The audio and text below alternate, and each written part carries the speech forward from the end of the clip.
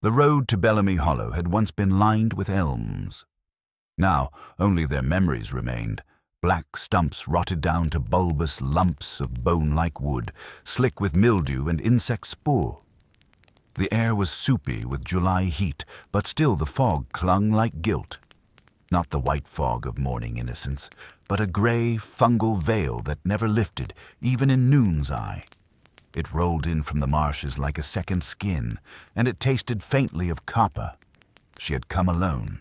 No driver dared deliver her past the orchard. They said the wheels always cracked there, that animals refused to go further. One man had whispered, hand trembling over rosary beads, that the Bellamy Hollow drank oil, not water. She did not ask what he meant. She had learned by now that questions only bloomed more rot. The house was not visible from the main path. It had buried itself in ivy and sleeping thorn like something ashamed to be seen. She passed the wrought iron gate on foot, its letters still barely legible. Bellamy, 1851. Below, in rust, the family motto, "Our flesh forever bound." She paused there, not out of reverence, but recognition. The words had lived in her dreams since childhood. They had said she was the last of the Bellamys, that the line had bled itself out, that the sins had died with the name.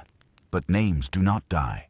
They sleep, and when called upon, they rise not like men, but like fog, and they do not forget. As she crossed the overgrown path, the manor slowly emerged from the bramble. It was not ruined. No, decay had respected the Bellamys. The glass was unbroken, the shingles intact, but something was wrong with the shape of it. The house did not stand. It waited. Its angles slouched inward, as if bowing to an altar beneath the floor. Its chimney was crooked, not from collapse, but from deference. The air thickened as she approached the threshold. A pressure, as though the atmosphere itself remembered her blood. Inside, the dust lay like untouched snowfall. Furniture remained draped in white cloth, yellowed with time and mold. Chandeliers hung still, their waxy arms bent inward like wilted lilies. The silence was not absence. It was sentience. It wrapped around her like breath held too long. Not a single board creaked. Not one mouse skittered. The house had no heartbeat, only a memory of one. The parlor door opened without protest. The fireplace was blackened with soot, though no fire had burned there in decades. A grandfather clock in the corner stood solemn, hands paused at 3:33. Time had stopped, and no one had dared to correct it. A portrait loomed above the mantel, an unnamed Bellamy patriarch. His face had been scratched out, not by time, but by blade. His hands remained, resting atop a child's shoulders, though no child appeared in the frame. She moved toward the stairs. Her boots made no sound, as if the house had swallowed her presence whole. Each step up pressed into her with uncanny familiarity, like returning to a corridor long abandoned. In the mind, yet perfectly preserved in dream. On the second floor, the nursery door stood ajar. She did not enter, not yet. In the distance, behind the trees, the town church bell rang once. Then it stopped. No birds sang, no wind followed, just the sound of the house, gently breathing and waiting. The second floor smelled of lavender and vinegar, as if something had long tried to mask decay and never quite succeeded. Wallpaper peeled at the edges, exposing lattices of carved symbols beneath, their meanings obscured by mold, but their intent unmistakable. This place had once been prepared for something, not cleansed, not blessed, prepared. She wandered past closed doors, each marked with a brass number, Roman numerals fading into verdigris. Behind one, the faint echo of a music box played, though she carried none. Behind another, a sudden thump, soft, like a body exhaling in sleep. She did not stop. Something in her bones told her not to disturb the rooms before being asked to enter. At the end of the hallway was the master study. The door had been nailed shut from the inside. That was the first sign. She ran her hand along the splintered wood. 4 nails, each driven with ceremonial care.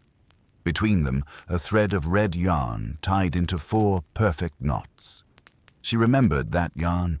Her mother had tied her hair with it when she was 6, then burned it in the fireplace when she cried too long.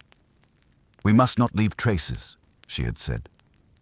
The door to her old bedroom opened without effort. The room was intact, exactly as she'd left it. Dollhouse, unbroken. Mirror, uncovered. Curtains, drawn and clean. On the bed, folded neatly, was the dress she had worn the day she was taken away by state officials. Blue velvet, stitched with tiny white pearls. There was no dust on it, no rot, no decay. The room had waited. On the nightstand, a journal she had never written in. On the last page, one sentence in ink that had not yet dried. "Welcome home, Lillian." Her breath caught. She had not heard that name in decades. She had not told anyone it was hers. Behind her, the door closed with the soft finality of a tomb. And in the quiet that followed, something deep in the foundation exhaled. The house was no longer waiting. It had begun. The second morning in Bellamy Hollow arrived without sun. The mist had thickened overnight, no longer content to linger outside. It had slipped beneath door frames and between floorboards, curling through her room like breath exhaled by the past. The fog inside the manor was not cold. It was tepid, flesh warm and faintly sweet, like milk turned sour. She awoke with the taste of iron on her tongue, though she had bitten nothing. The house did not creak. It did not settle. It merely endured. Lillian stood at the window and looked beyond the orchard to the small chapel that lay crooked against the tree line, its steeple half swallowed by moss. The Bellamy family had never been particularly Christian, though they had always kept appearances. Every estate needs its chapel, they used to say. Every chapel needs its secrets. The villagers had whispered, even before the hollow was abandoned, that the Bellamys built theirs on a pre-existing foundation. Stone older than English, sealed in a shape no one dared sketch. She stepped outside after noon. The fog followed. She walked the overgrown garden path with deliberate steps, careful not to disturb the wild lavender and headless marigolds that had overtaken the once ornate hedgerows. Past the willow grove, just beyond the dried well, stood the sycamore tree. It was tall, unnatural in its height. Every branch seemed to bend inward as though leaning in to hear a secret whispered long ago. Beneath it, a mound of disturbed earth. The ground there never held grass. No matter how many times it had been seeded, watered, prayed over, it remained bare. Beneath that tree, they had once held their family gatherings. Not picnics, not weddings, rituals. A small iron hook still hung from the branch, blackened but firm. Wind chimes had once hung from it, or lanterns, or something heavier. No graves were marked here. The Bellamys never marked their dead. A stone might remember something the living wished to forget. At the foot of the sycamore was a bench of cold slate. She sat and waited. There had been no church bell that morning. No sound from the village at all, only the hum of insects. Even they, it seemed, were growing quieter, as if nature itself refused to speak aloud near this place. She looked up. Above her, nestled in the crook of the sycamore's limb, was a small bundle tied in faded cloth. She hadn't seen it at first, but it was unmistakable now. Rough burlap, stained with something dark, suspended just above the hook. A child's shoe fell from it when the wind finally stirred. Tiny, untied, still damp. She did not scream. She prayed, not to God. She was far too old to believe that God lived in places like this, but she spoke aloud to something beneath her breath, the way her mother used to, the way her grandmother had done with both hands in the dirt and tears streaming down a face gone blank. The sky remained gray. The fog thickened. Behind her, she heard footsteps approach. Not in the grass, but in the soil. Slow, rhythmic, like someone walking barefoot in a cellar of wet wood. But when she turned, there was only the chapel. Its doors had swung open. Inside, the air was colder. Not naturally so, like stepping into a submerged room, where warmth cannot follow. The chapel walls bore no crosses. Only a single painting remained, nailed into the altar itself. A depiction of the Virgin Mary, her eyes covered in black thread, her hands cupping a fetus crowned with antlers. The pews were child-sized, each cushion embroidered with the Bellamy family crest, 3 serpents coiled in the shape of an eye, their mouths open, their tongues forming a knot. She ran her fingers along one. The dust recoiled. Beneath the cushion was a shallow groove carved directly into the wood. Not decorative, ritualistic. Each groove identical in size and depth.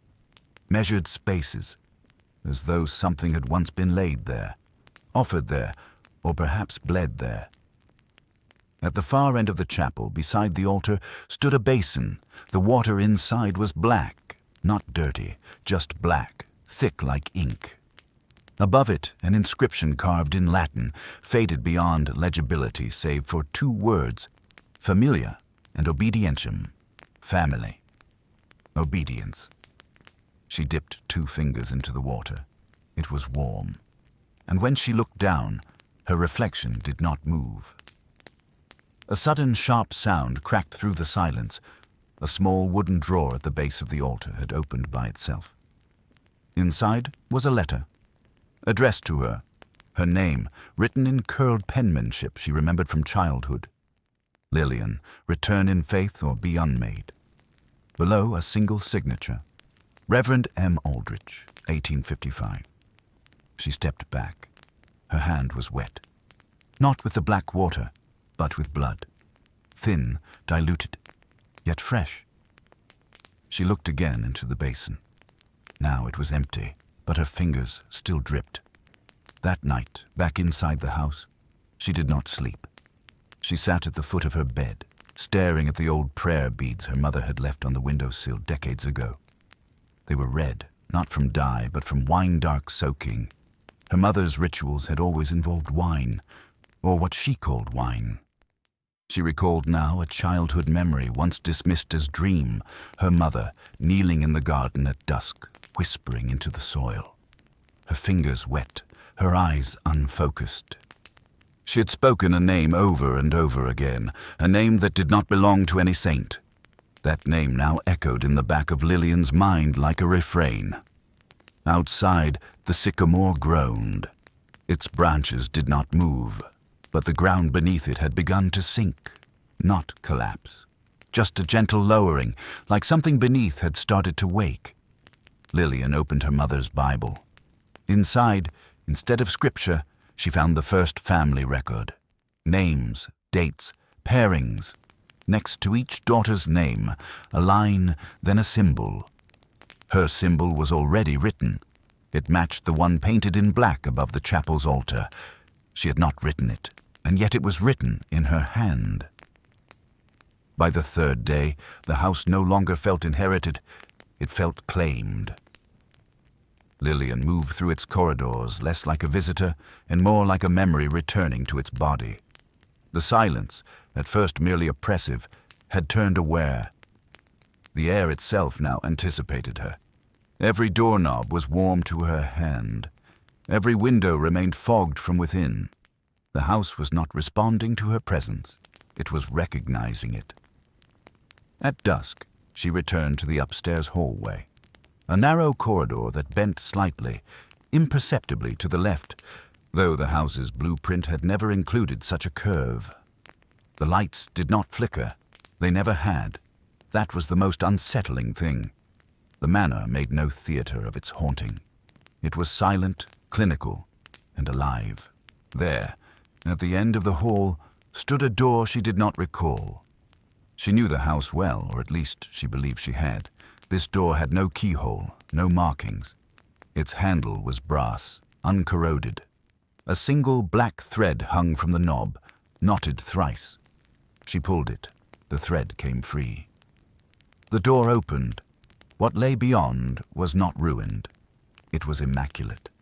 The air in the chamber did not move, not a breeze, not a speck of dust suspended in light. It was as if the very laws of time had been arrested. The furniture was pristine. A rocking chair stood still, a child's cradle beside it, hand-carved from cherry wood, polished to a dull glow. Inside, a blanket folded with exactness. No mold, no moths, no trace of age. And on the far wall, tall, looming, impossible to ignore, a portrait. She moved toward it with the instinctive revulsion of someone about to recognize a face they should never have seen. It was a woman, her back turned to the viewer, spine exposed, not through nakedness, but through her posture, a back bent backward at an unnatural angle, as if in supplication or collapse. Her hands were held above her, fingers straining towards something unseen. Around the figure's feet, faint shapes in shadow. Children, perhaps, or bodies. The paint still gleamed. Beneath the frame, a brass plaque, the mother of continuance. Ayrati Yennutripattu. She did not know the name, but she knew what it meant. This was not a room for living, nor dying. It was a room for remembering, and remembering, Lillian learned, could hurt more than either. She turned to leave. The door had vanished. Where the threshold had been, only wall now stood. No panic came, only a slow, marrow-deep ache, as though she had returned not to a room, but to a womb. The air was warmer here, faintly sweet, faintly spoiled, like old milk and perfumed skin. Something was humming beneath the floorboards, a low, undulating vibration, too deep for ears, but felt inside the teeth. She sat in the rocking chair, not by choice, but by necessity. Her legs had weakened. Her vision pulsed at the edges. The light in the room dimmed without changing. The chair began to move, not rocking, breathing, its joints flexed with the rhythm of lungs. In, outside, in, outside. She gripped its arms to stop the motion, but the wood beneath her fingers felt like flesh. Warm, barely pulsing. She stood, and that's when she saw the mirror. She had not noticed it before. Oval, tall, freestanding, draped in thin white gauze, pinned with rusted thorns. She reached forward and removed the covering, and in the mirror she saw herself, but not as she was, as she had been, age 6, dressed in velvet blue, standing in this very room, whispering something into the cradle. Her reflection did not mimic her movements. It stared back, mouth slightly open, eyes wide with a child's knowing fear. And then it blinked, once, slowly, and did not do so again. Hours passed, or minutes. Time was indistinct in the room without dust. The light did not shift. The shadows did not crawl. But something within the walls began to murmur. She followed the sound to the base of the far cabinet. A child's phonograph sat atop it, wooden, hand-cranked. Needle poised over a cracked wax cylinder. There was no label, only a symbol etched into its side, 3 interlocked mouths drawn without eyes or ears. She turned the crank. The machine screamed, but only once. A sudden, high, wet scream, followed by a child's laughter echoing over the scratch of static. Then a voice, her mother's voice, calm, distant, mechanical. For the 17th blood, let the flesh remain untouched until the 9th winter. Then the veil may be lifted. Then the child may take her place. We are faithful. We are patient. We are one. The cylinder cracked. The phonograph split down the middle, and the walls went still again.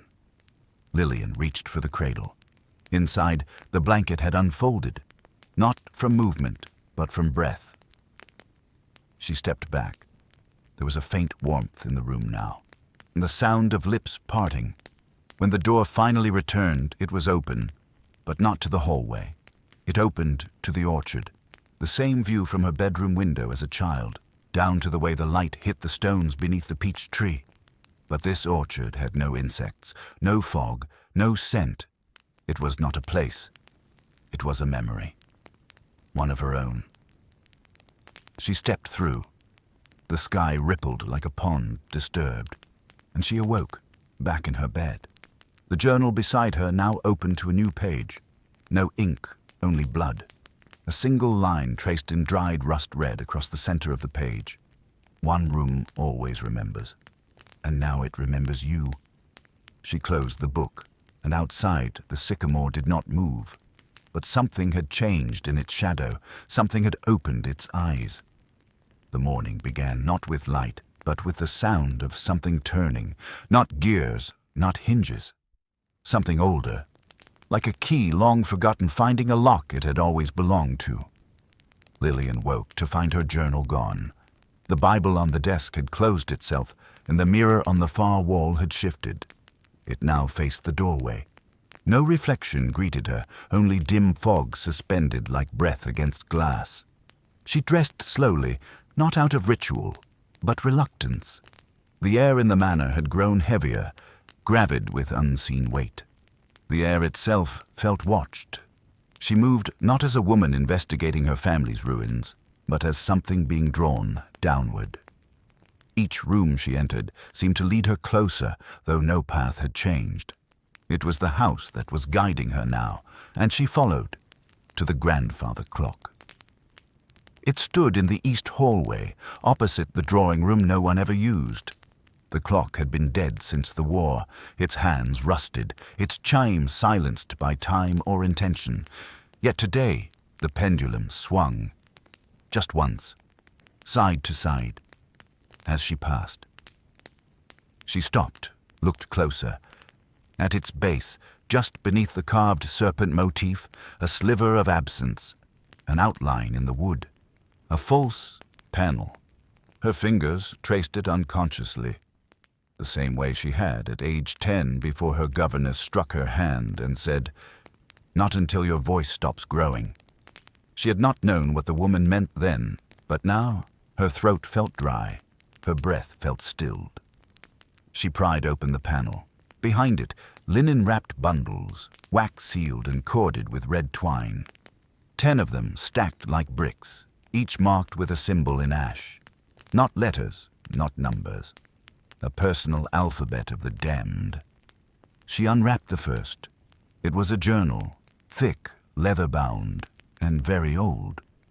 On its first page, a message, "To the one who remembers silence.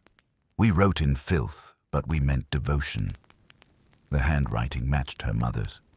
But the ink had been made from something else, something darker. The language was difficult, an invented hybrid of reversed Latin, corrupted Old English, and phonic diagrams. But some entries were translated, and those that weren't seemed to pulse with meaning regardless, like hymns remembered only by the tongue. The entries detailed acts, not of cruelty, but of ritual. Births that required bloodletting before conception. Child pairing sanctified not through marriage, but through a flesh-looping of names. Terms like womb mirroring, bone crossing, and soul-cleaving repeated with ceremonial reverence.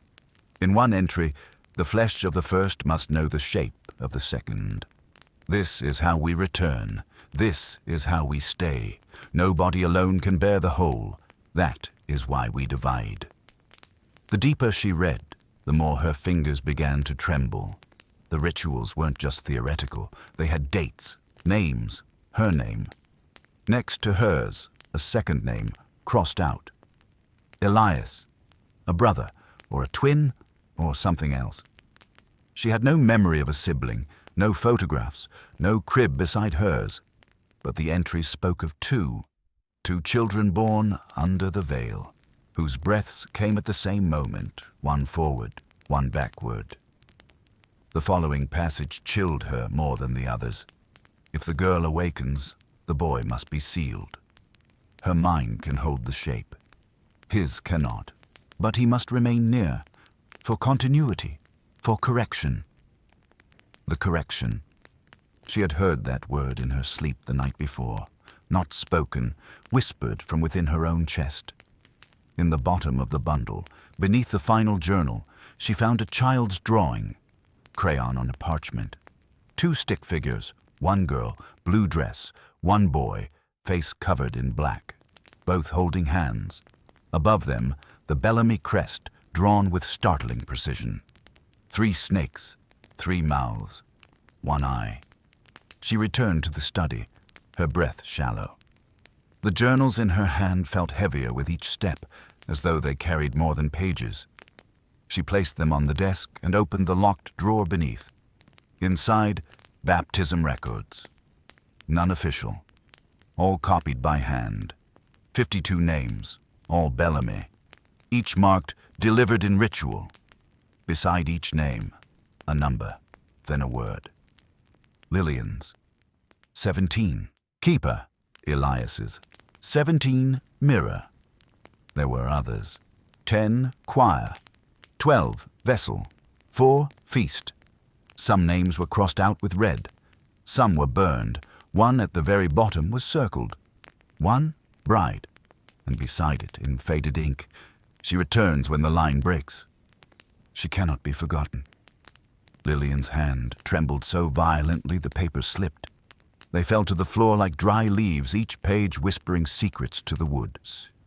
And then she noticed a draught. Cold. From behind the bookshelf. She moved slowly, pushed it aside, and found a narrow stairwell descending, carved into the stone. Lit by no flame, but she saw a glow. Software orange, like candlelight, and a sound. A low murmur, like someone reading, from beneath the earth. The 5th night brought no dreams, only echoes. Lillian lay in her childhood bed, arms pressed to her sides like a body prepared for burial, and listened to the sounds beneath the floorboards. Not footsteps, those had ceased days ago, not rats. There had never been any. These were softer, rhythmic, familiar. Breathing. Something beneath the house was breathing in tandem with her, and it was always a second behind, the kind of delay that told her it was not an echo, it was a rehearsal. She sat up and found her pillow damp, not with sweat, but with something thinner, more metallic. Her sheets bore no scent, and yet, in the corners of her mouth, she could taste salt and rust. She had not left the house in 2 days, not because she couldn't, because she no longer remembered why she would. The mirrors were changing. She had noticed it first in the hall. The long looking glass that once showed her reflection now bore her image slightly delayed. When she tilted her head, the reflection hesitated, then mimicked. Not wrong, just late. In the lavatory, the surface showed her as she had been weeks ago, clearer eyes, fuller cheeks, no tremble in the lip. The mirror lied with kindness. In the study, however, it no longer showed her at all. Only the room behind her, absent of figure. She touched its surface. It was warm. And beneath her palm something pulsed, once softly, like a second heartbeat. Not hers. She stepped back. The mirror exhaled, and fog bloomed across it in the shape of a face. She found it beneath her collarbone, a small raised mark like a scar, but new. Not quite a symbol, not quite a letter. She pressed it, and something twitched, not beneath the skin, but behind her eyes. For a brief moment, her vision turned sepia. Dust motes hung frozen in the air.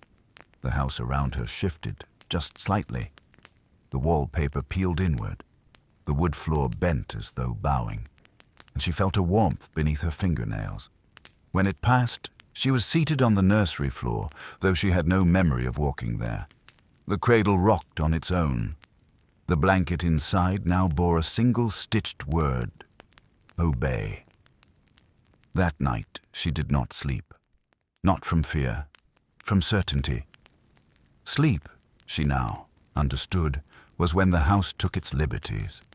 But if she remained awake, if she stared into the black and did not blink, it would grow tired before she did. So she sat, back against the wall, hands clasped, not in prayer, but in readiness. Her ears pulsed with the sound of silence. Not absence, intention, and then came the sound. Not a knock, not a whisper, a scrape, like nails across wood. From inside the wall, it moved, slowly, from left to right, tracing the shape of her spine as she sat against the paneling. She did not cry. She did not breathe. And then, from the fireplace, came the voice, "You wore his skin once." The next morning, though there was no sun to prove it, Lillian awoke with dirt beneath her nails. She had not slept. She had not moved. And yet her hands were stained. The carpet beneath her bore no signs of soil, but her palms smelled of earth, old wax, and blood. On the mirror above the dresser, someone had written a word in fog. Shared. She touched the mark again beneath her collarbone. It itched now, more defined, like something beneath the skin trying to remember its shape. And then she saw it, a figure behind her, in the mirror. Tall, thin, head covered in a veil of black muslin, standing perfectly still. She turned. No one. She turned back. The mirror was blank. Her reflection had vanished, and where her eyes had once been, only black pits remained, painted not in shadow, but in grief. She began hearing the voice throughout the day, not from the walls, from within.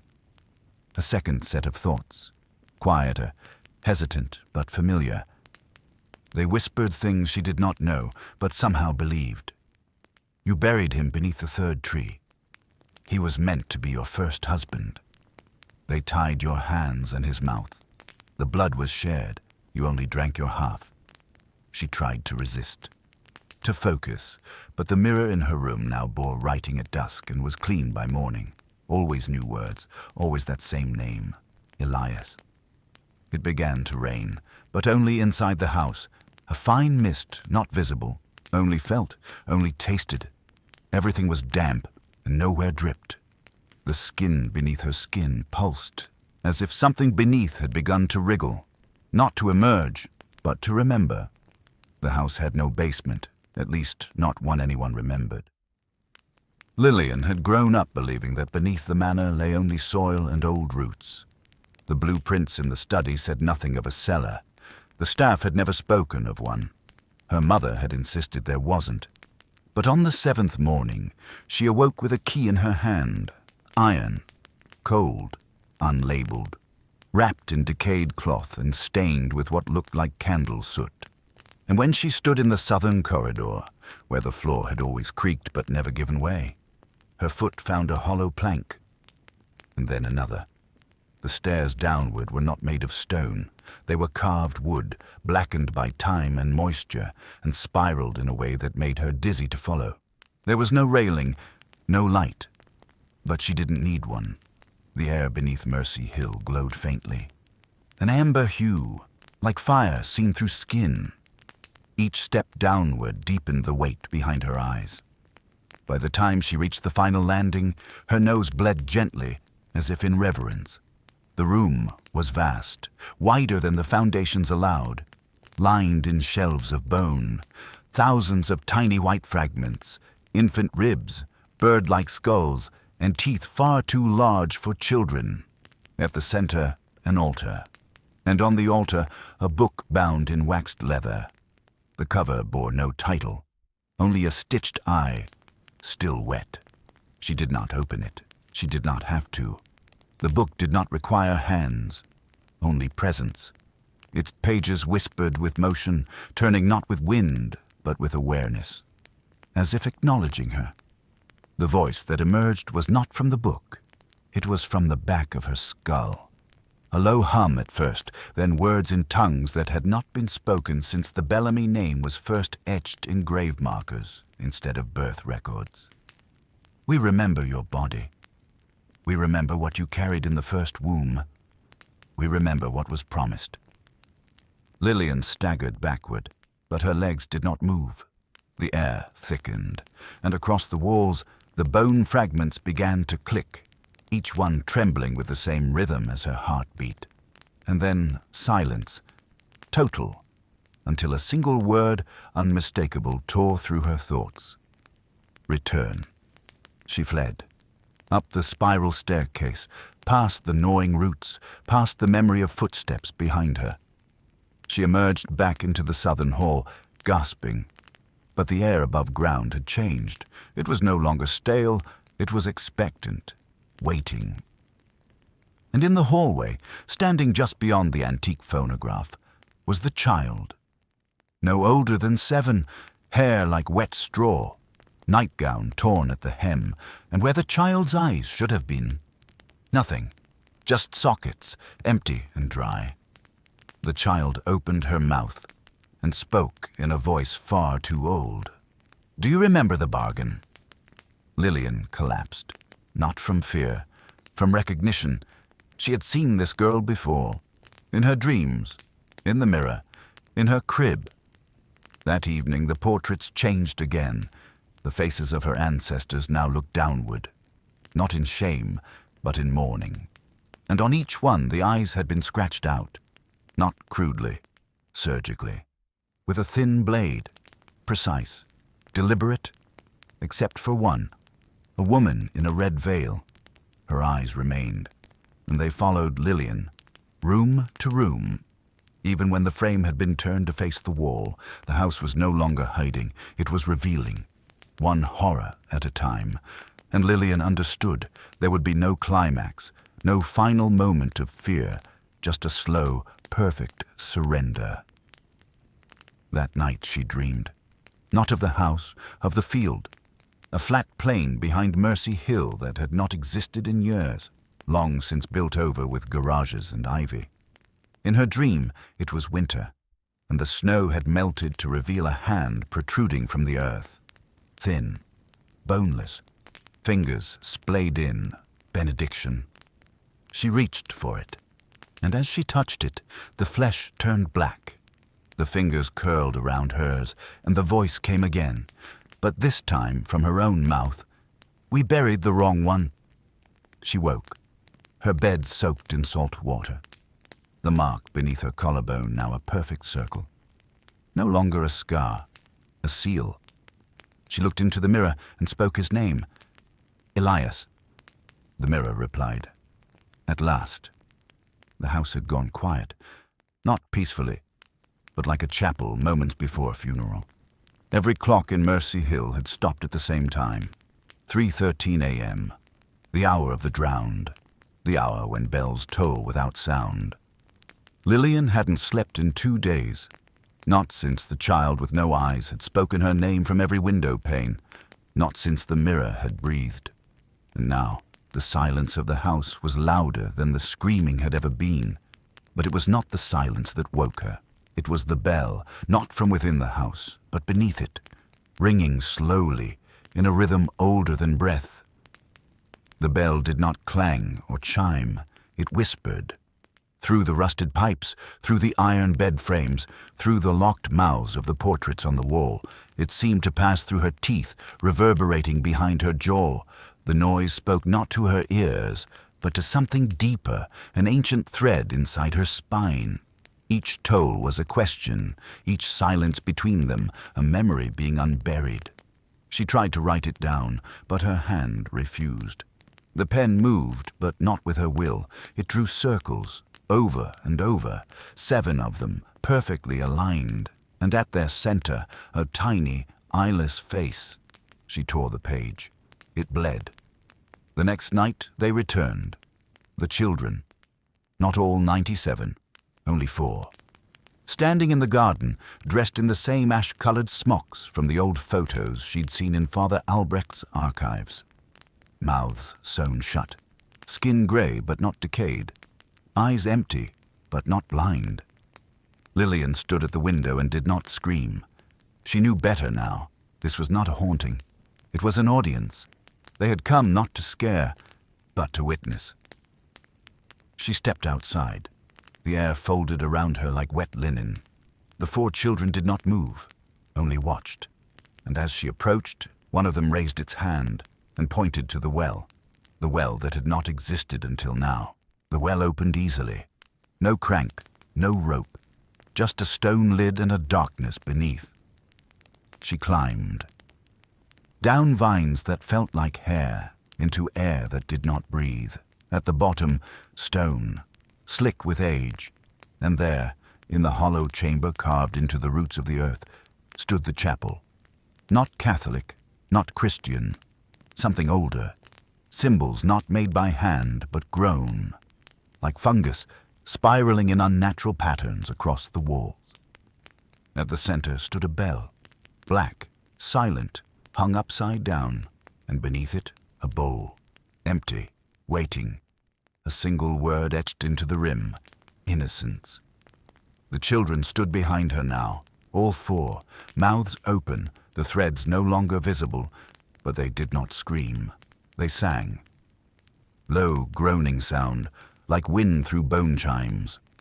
She fell to her knees, not from pain, but from memory. Visions poured into her.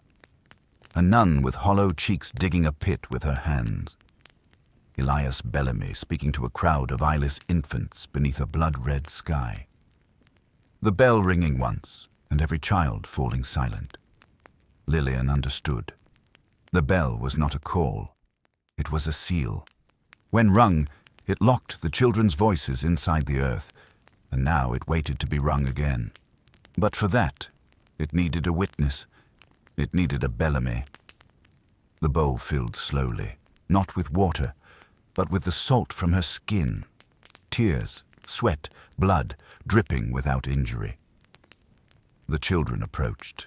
Each placed a finger into the bowl. The liquid hissed. The symbols on the wall glowed, and the upside-down bell began to tremble. Lillian stepped forward. Her hand reached upward as if pulled by strings. She touched the rim of the bell, and then sound. Not heard, but lived. Her body convulsed. The world split. And Mercy Hill was no longer one place, but hundreds. Every timeline, every buried memory, every vanished hour unfolded at once. She saw them, all 97 children, trapped in a moment outside of time, eyes watching her. Not in fear, in expectation.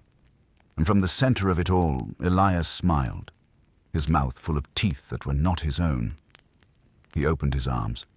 "Welcome home." She woke in her bed. The bowl gone, the well gone, the children gone, but her ears still bled, and her reflection now flickered, skipping seconds like old film. Down the hall, the clock still read 3:13 a.m., and beneath the floorboards, the bell waited, silent, for now, but not for long. Because the next time it rings, it will not seal, it will open, and there will be no one left to remember what it once held, only the sound and the silence between. The name Elias Bellamy was never listed in the town records, not as a child, not as a priest, not as a man.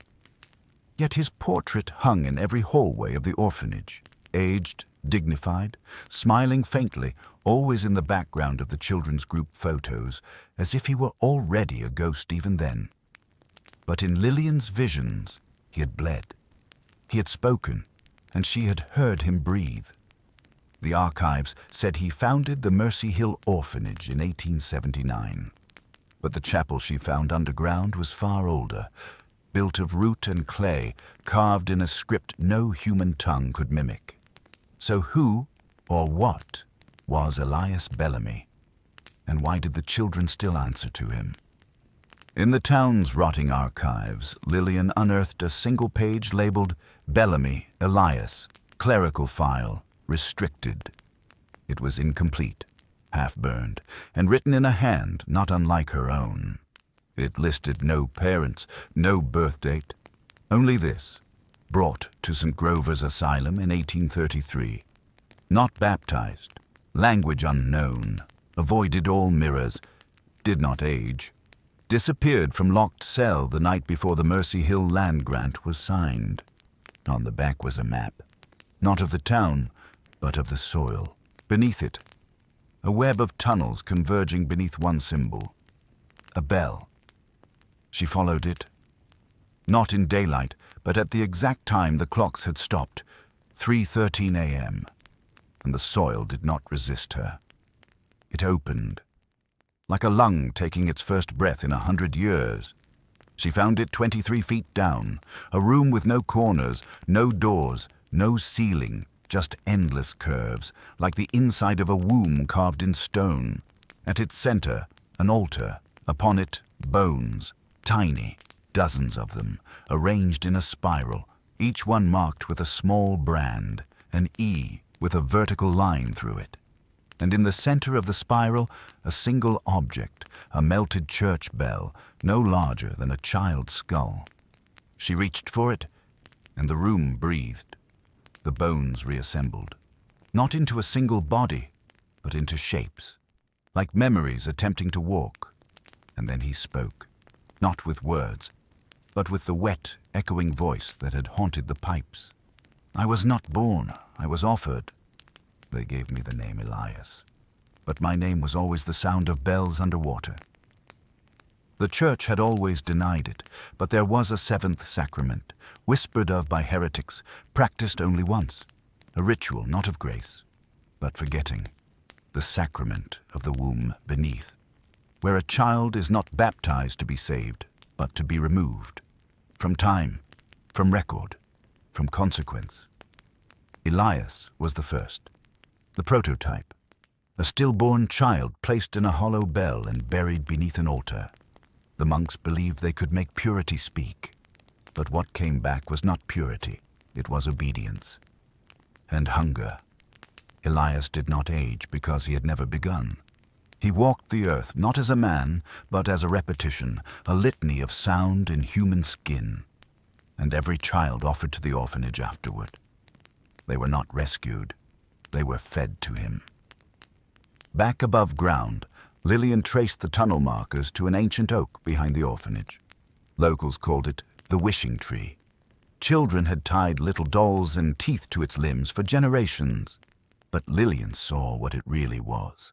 The bark bore carvings, hundreds of them, all names, some scratched shallowly, others deep, all the names of the missing children, and at the roots, bones, tiny vertebrae, kneecaps, fingernails. She touched one name, Annabeth Moore, and instantly saw her, alive, sobbing, tied to the altar beneath the no-cornered room, chanting in a language not her own. And Elias watching, whispering from the ceiling like a spider in reverse. Then darkness, and a single toll, not of a bell, but of her name being forgotten. Lillian screamed, but no sound came. The tree had stolen her voice. She fled back to the orphanage. But it was not the same place. The rooms had changed size, doors had moved, and the paintings no longer looked like paintings. They breathed when she wasn't watching, and in every hallway she heard the bell, not ringing, but growing. The children were returning, not to be saved, but to continue, to finish what Elias started. She stumbled into the chapel once more. But now it bore an inscription over the arch that had never been there before. To ring is to remember.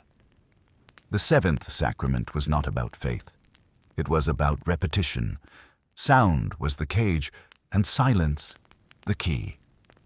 In the final vision of the night, Lillian stood at the center of the orphanage as it burned, not in fire, but in sound.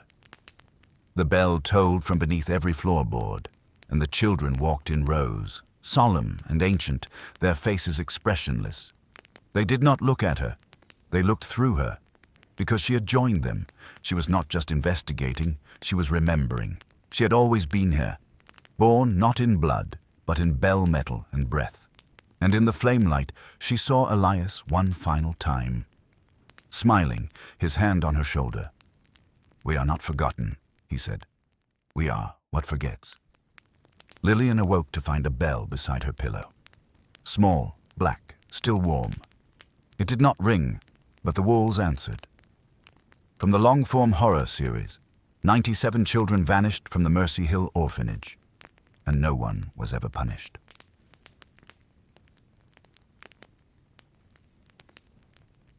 Buildings do not scream unless they remember. Last written note of caretaker Margaret Elsby, 189. The scream came just before dawn, not from a mouth, but from the walls. The bricks warped, the floorboards bowed outward like a throat gasping for breath. Windows spider-webbed with fractures, not from impact, but from inside pressure. It wasn't just sound, it was memory, force-fed through centuries of rot. Mercy Hill Orphanage did not merely stand on cursed ground. It was the curse. And that morning, it finally spoke. No one else in the town reported hearing it. Not the local constable, not the mayor's office, not even the old widow across the field who could supposedly hear rats die under the floorboards.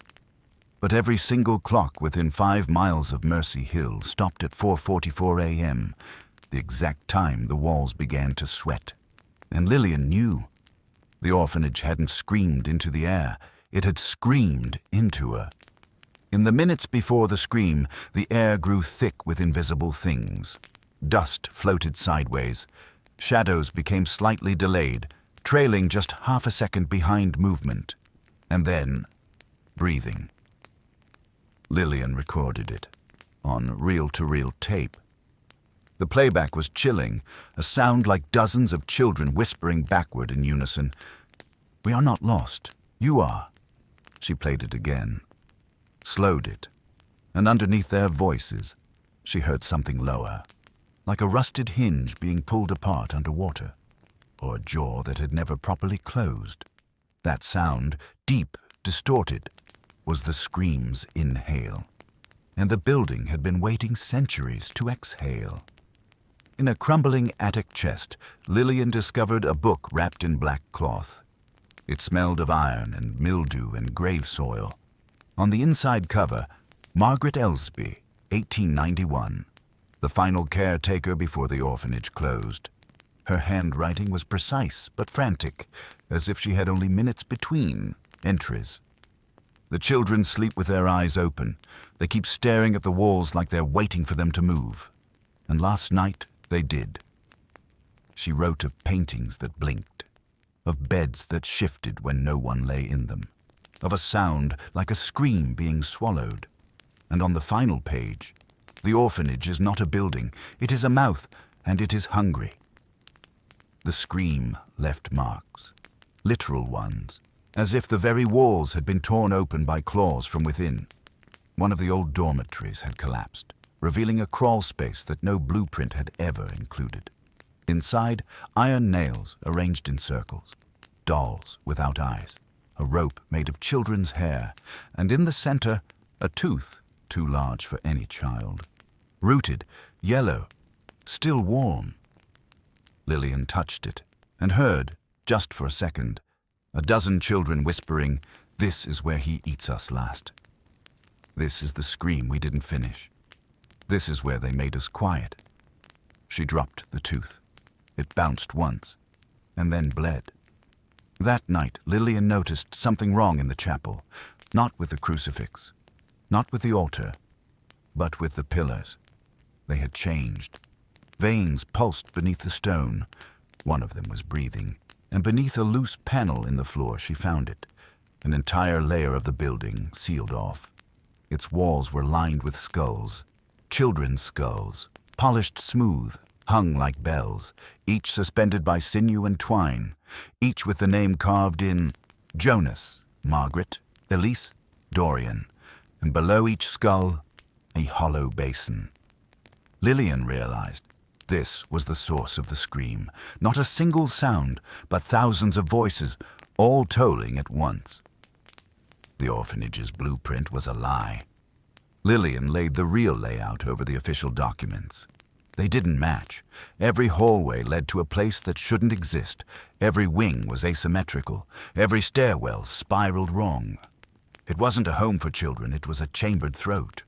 The roof beams were ribs, the chapel was a tongue, and the bell tower, a uvula. Mercy Hill was not constructed. It was summoned, from beneath, from within, from memory itself. On her final night in the orphanage, Lillian tried to sleep in the oldest dormitory, room 13. There were no beds, only floorboards, Only silence, and then not a scream, but its absence. A silence so complete it pressed against her, pinned her. She couldn't move, couldn't breathe, could only feel something rise beneath the floorboards.